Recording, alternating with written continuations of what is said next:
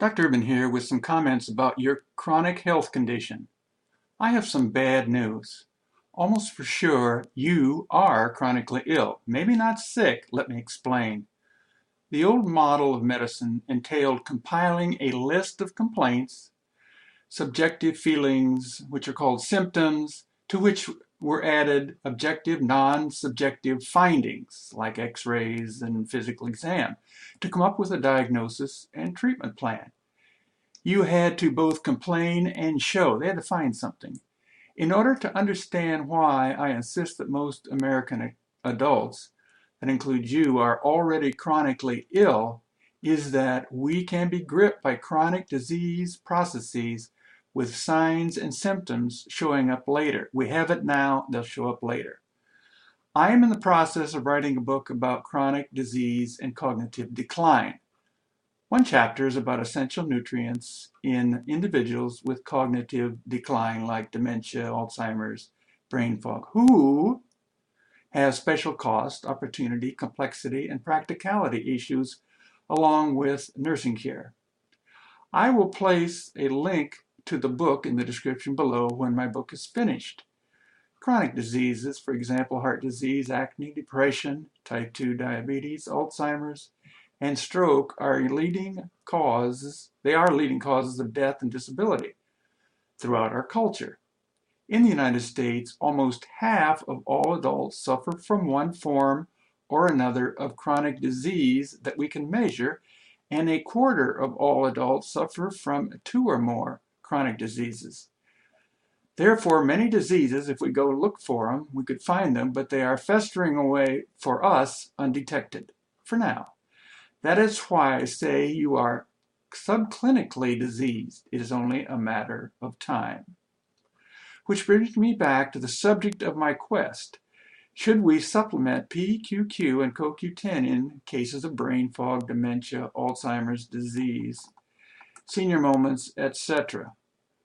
That brings us also to a major contributor to poor health, mitochondrial dysfunction. Mitochondria are tiny packets inside cells which turn nutrients into body fuel.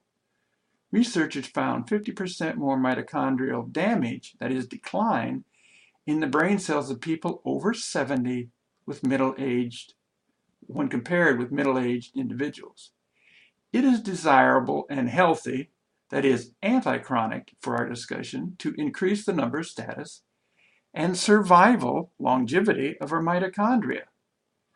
Like the rest of our body, mitochondria have a health status.